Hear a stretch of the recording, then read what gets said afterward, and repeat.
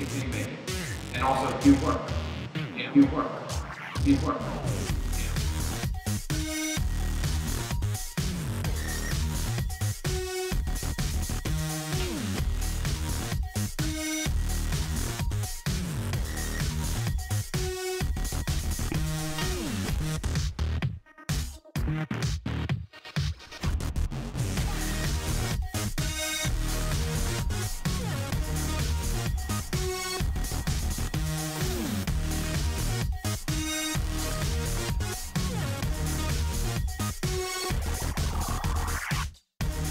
What's going on? It's Michael with WalkthePath. I'm here today with Anthony Santo Domingo.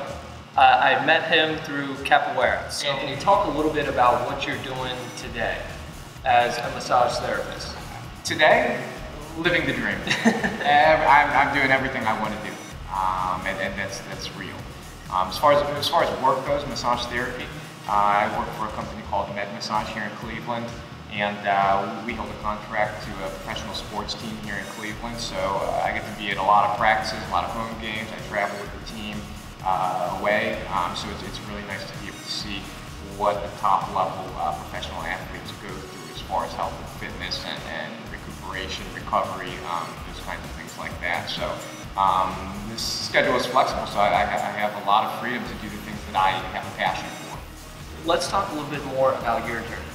What type of level were you? I would say it was regional. I went to Michigan a couple of times, Toledo, here in the Cleveland area. I did well, top 10 always, a couple like fourth place. I would consider myself middle of the road amateur.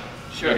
Wasn't pro, but middle of the road amateur. I was skating handrails, doing some significant gaps and different things like that. I kind of just lost focus of why I started in the first place. I wanted to, 17, 18 years old, you don't really have a lot of vision as far as how to accomplish goals. You have goals, but you don't know the steps it takes to accomplish them. So I said, I'm going to be a professional skateboarder with no idea how to do it, And I could have very well kept skateboarding, I just lost the joy of it. I forgot why I started to do it in the first place, and it was because it was fun. So that's number one, is that I think for anything, it's got to be fun, otherwise there's no point. And every kid wants to skateboard probably, and every kid wants to be Bruce Lee, be in a martial arts, kung fu movie, something like that. It's just I never had access to it as a child. So it came right after I stopped skateboarding that I had the opportunity to start training capoeira, and here we are now, about 12, 13 years down the road now. Capoeira is a Brazilian martial art.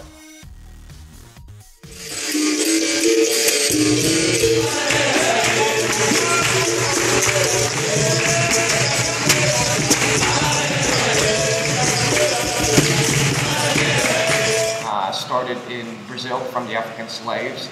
Incorporates a lot of movement, dance, music, fighting, spirituality, mental strength, the struggle to survive, basically.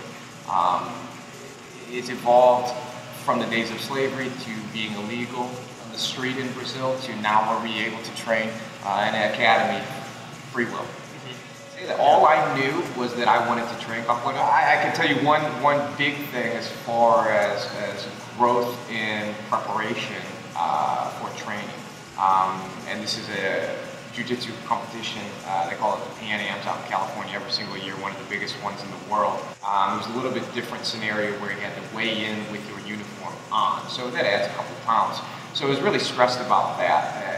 And I cut weight like crazy. I was like down to like 133 pounds, 135 pounds from walking around at about 145, 146, something like that. It's a pretty significant amount of weight. So I was skin and bones, waking up at 5 o'clock in the morning in the middle of the winter, jump roping in the driveway to lose more weight because you have a skewed vision of because I had no idea what I was doing, So working out like crazy all the time, training every single day, psychologically was just gone. You know what I'm saying? Relationships suffered, work suffered, everything suffered because I was so single-minded that I was going to win this tournament.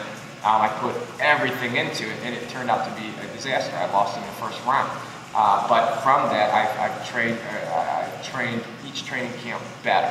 reached out to a lot more people to say, hey, how do I do this and how do I do it well? Sure. So each year I've competed there 4 years in a row now. Now the training camp for me is like clockwork. It's super easy. It's not as stressful as it used to be. We put in a lot of serious hard work, but it's not dangerous anymore because it was like dangerous to my health. You know what I'm saying? Right. So that's a wild thing for me to look back on that and do something, commit to something so much that my health suffered for it. Because I didn't have the right resources, the right management to do it properly. Sure. You know, so it's very satisfying to me to be able to say, oh, I've got to prepare for something. I know how to make a game plan. Sure. So that's one big thing. They're highlighting what they call flow. It's basically the state of optimal human performance. It's a state that we can get into our consciousness that everything is a clear picture. Time slows down. Every decision that we make is exactly how it needs to be. So they're saying that adventure sports is these people have honed into this state of consciousness better than anybody because the risk is so high, right? It's basically life or death, a lot of these things that they're doing. So there's no room for error. If you miss a last shot in basketball, what's going to happen? You know, if you don't protect your parachute right, or your board does not flip precisely, what's going to happen? You know what I'm saying? So they were highlighting in this book just that these adventure sports athletes are the best athletes on the face of the earth because they're pushing it to the next level, human performance. And what is this book for anybody that is interested? The Rise of Superman. All right. One thing, talk about something goofy you do or sometimes you have to laugh at yourself. Okay, goofy idea. And I dance all the time. Yeah. Dance all the time. So music's always playing? Music. Yeah. My girlfriend hates me sometimes because she's getting ready for work, right? She's a doctor, so she goes in crazy hours, right? And sometimes I'll wake up with her, blast the music, and get in her way just dancing. It's goofy, right? Remember why you started in the first place. There's back to the very beginning of skateboarding, why I quit. I lost sight of why I enjoyed it. So if you're just starting, think about why you're starting and what you want to accomplish. There are also people that may be on a plateau that's been in the mix for a while, really training. Is get back to the basics. Get back to the basics and find joy in the fundamentals of what you do.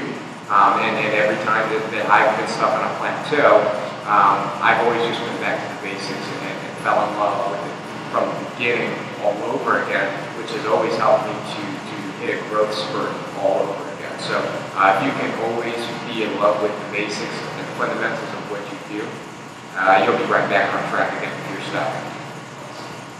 Well, thank you. Thank you to Santo, and thanks to everybody for watching. Again, this is Michael with WalkthePath. I'm here with Santo Domingo, and good luck out there. Take care.